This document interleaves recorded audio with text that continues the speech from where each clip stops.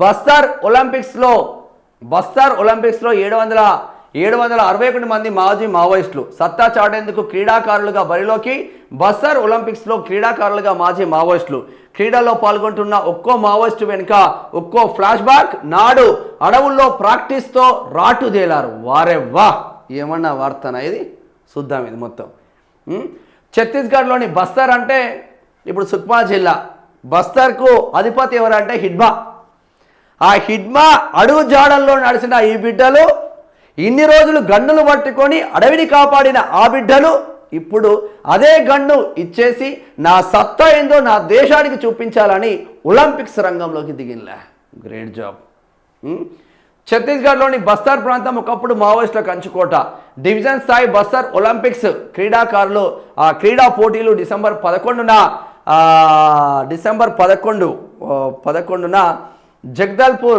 జగదల్పూర్లో ప్రారంభమయ్యాయి. బస్తర్ ప్రాంతం పరిధిలోని వివిధ జిల్లాల నుంచి వేలాది మంది అథ్లెట్లు ఈ పోటీల్లో పాల్గొన్నారు. జనజీవన స్రవంతిలో కలిసిపోయిన 761 మంది మాజీ మావోయిస్టులు కూడా ఈ అథ్లెట్ జాబితాలో ఉండడం విశేషం. వీరిలో చాలామంది మహిళలు సైతం ఉన్నారంట. వారే వా, ఏమన్నా ఉన్నదా? బస్తర్ ఒలింపిక్స్ క్రీడా పోటీలని ఆడ ప్రోగ్రాం పెట్టిరు. ఎంతమంది పాల్గొన్నారో చూద్దాం. మస్తుందే వార్త. అంటే వాళ్ళు ఏదైనా సాధించగలరు అని నిరూపిస్తూ ఉన్నారు బిడ్డలు.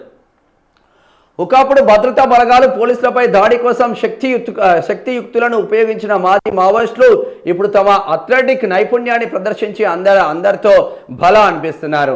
నాడు అడవుల్లో నేడు బస్తర్ ఒలింపిక్స్లో మావోయిస్టులు. మాజీ మావోయిస్టులు గతంలో అడవుల్లో ఉన్నప్పుడు శారీరక ఫిట్నెస్ కోసం చాలా రకాల క్రీడలు ఆడేవారు. Running, high jump, long jump, volleyball, kabaddi, kho kho, archery వంటి క్రీడలను ప్రాక్టీస్ చేసేవారు. Long jump, high jump practice కోసం చిన్నపాటి కాలువల పైనుంచి దూకేవాళ్ళు. తుపాకులతో నిర్దిష్ట లక్ష్యాన్ని గురిపెట్టి షూట్ చేయడాన్ని అభ్యాసం చేసేవారు. వీటికి తోడు రోజు ఉదయాన్నే వ్యాయామాలు చేసేవారు. ఈ ఫిట్నెస్ దన్నుతో భద్రతా బలగాలు పోలీస్ టీంలపై దాడులు చేసేవారు. ఇప్పుడు జనజీవన స్రవంతిలో కలిసిపోయిన మాజీ మావోయిస్టులు తమ క్రీడా నైపుణ్యాలను ప్రదర్శించేందుకు ఫిట్నెస్ చాటేందుకు బస్తర్ ఒలింపిక్స్ క్రీడా పోటీల్లో ఉత్సాహంగా పాల్గొన్నారు. అడవుల్లో అలా ప్రాక్టీస్ చేసే వాళ్ళం. మున్నా మాండవి మాజీ మావోయిస్టు. నా పేరు మున్నా మాండవి. పాఠశాల దశలో ఛత్తీస్గఢ్లోని నారాయణపూర్ జిల్లా ఓర్చా బ్లాక్ పరిధిలోని ఒక ఆశ్రమంలో చదువుకునేవాడిని. ఆ సమయంలో మావోయిస్టు సంస్థ సభ్యులు చేతన థియేటర్ గ్రూప్ ద్వారా కళా ప్రదర్శనను నిర్వహించాను. నేను దాన్ని చూసి ప్రభావితుడై మావోయిస్టులలో చేరిపోయాను. నాకు మావోయిస్టు సంస్థలోని బాల్ సంఘం విభాగంలో ఒక పదవిని ఇచ్చారు. అనంతరం మావోయిస్టు పార్టీ సభ్యుడిగా మారాను. నాకు సింగిల్ షాట్ రైఫిల్ ఇచ్చారు. దానితో రోజు షూటింగ్ ప్రాక్టీస్ చేయించేవారు. అడవుల్లో ఉండగా విల్లు బాణాలతో ఆర్చరీని కూడా ప్రాక్టీస్ చేసేవాళ్ళం. ఫిట్నెస్ కోసం మాతో volleyball, running, high jump, long jump వంటి క్రీడలను మావోయిస్టులు ఆడించేవారు. కొంతకాలం క్రితమే నేను మావోయిస్టు సంస్థ నుంచి బయటికి వచ్చేశాను. ఇప్పుడు బస్తర్ ఒలింపిక్స్లో ఆర్చరీ విభాగంలో తలపడుతున్నాను అని మాజీ మావోయిస్టు మున్నా మాండవి తెలిపిండు. ఇక్కడ వాలీబాల్, లాంగ్ జంప్, హై జంప్తో సత్తా చాటుతా శ్యామ్ కశ్యప్ మాజీ మావోయిస్ట్. ఏమన్నా ఫిట్నెస్ వీళ్ళది. నా పేరు శ్యామ్ కశ్యప్. నేను 2018 సంవత్సరంలో మావోయిస్టు ఉద్యమంలో చేరాను. నాకు తుపాకులను ఇచ్చారు. వాటితో షూట్ చేయడాన్ని మావోయిస్టులు నేర్పించారు. ఫిట్నెస్ కోసం అడవుల్లోనే మాతో రన్నింగ్ చేయించేవారు. Long jump, high jump practice చేయించేవారు. వాలీబాల్ ఆడించేవారు. కొంతకాలం క్రితమే నేను జనజీవన స్రవంతిలో కలిసిపోయాను. ఆనాడు భద్రతా బలగాలతో పోరాటాల కోసం నా ఫిట్నెస్ను ఉపయోగించాను. నేడు నా టాలెంట్ను చాటుకునేందుకు బస్తర్ ఒలింపిక్స్ క్రీడాకారుల్లో పాల్గొంటున్నారు. Volleyball, long jump, high jump విభాగంలో నా సత్తాను చాటుతాను అని మాజీ మావోయిస్టు శ్యామ్ కశ్యప్ చేస్తున్న వ్యాఖ్యలు. వీళ్ళని చూస్తూ ఉంటే జీవితంలో ఏదైనా సాధించవచ్చు అనిపిస్తుంది. మనం అనుకుంటాం చిన్నగా ఏదైనా మనకు చిన్న ప్రాబ్లం రాగానే అరే మొత్తం ఏదో అయిపోయిందిరా భయ్, వాడిని అన్నా ఆ మోసం చేసిండు, నన్ను వీడు మోసం చేసిండు అని. ఎవడు మోసం చేసినా ఏం కాదు, దొరికేది.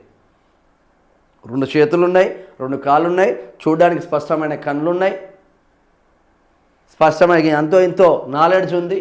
ఆ నాలెడ్జ్తో కుంగిపోవద్దు. అనేక ఇబ్బందులు వస్తాయి అబ్బా. సమాజం కోసం కొట్లాడే బిడ్డలు ఇంకా అనేక ఇబ్బందులు వస్తాయి. ఇప్పుడు ఫ్యామిలీ కోసం ఓన్లీ ఫ్యామిలీ జాబు ఫ్యామిలీ అనే వాళ్ళకు కూడా ఇబ్బందులు ఉంటాయి. కానీ సమాజం కోసం కొట్లాడే వాళ్ళకి అనేక ఇబ్బందులు వస్తాయి. అంబేద్కర్ కావచ్చు, అంబేద్కర్ కొడుకు తిండి లేక చచ్చిపోయిండు, కానీ ప్రపంచానికే దేవుడే అన్నాడు కదా అంబేద్కర్. ఇటువంటి చాలా స్టోరీలు ఉంటాయి, కళ్ళకు నీళ్ళు వస్తూ ఉంటాయి. మన సమాజం కోసం పనిచేస్తున్న తరుణంలో ఫ్యామిలీ ప్రాబ్లమ్స్ ఎక్కువైతాయి. అన్నిటిని తట్టుకొని నిలబడాలి, అప్పుడే ఒక మనిషి ఎదుగుతాడు. కాల్వల పైనుంచి హై జంప్ చేసేవాళ్ళం. సుబురు పొదియం మాజీ మావోయిస్టు. నా పేరు సుబురు పొదియం. నేను 2009లో మావోయిస్టు సంస్థలో చేరాను.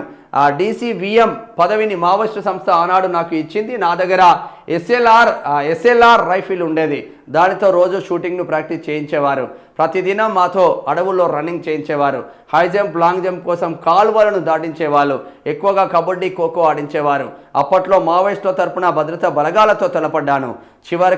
చివరకు తప్పును గ్రహించి 2025 అక్టోబర్ మావోయిస్టు సంస్థ నుంచి బయటికి వచ్చేశాను. ఇప్పుడు నా క్రీడా నైపుణ్యాలను చూపించేందుకు బస్తర్ ఒలింపిక్స్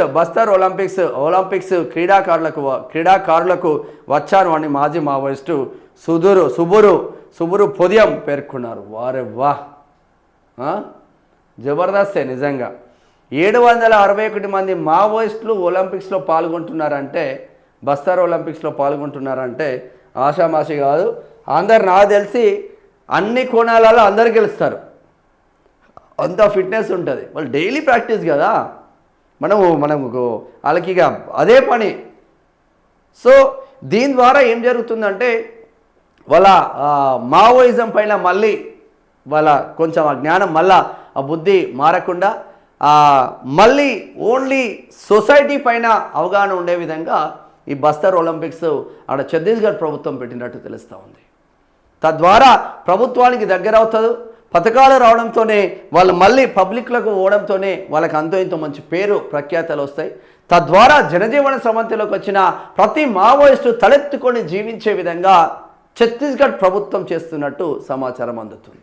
చూడాలి మరి ఏమవుతుంది.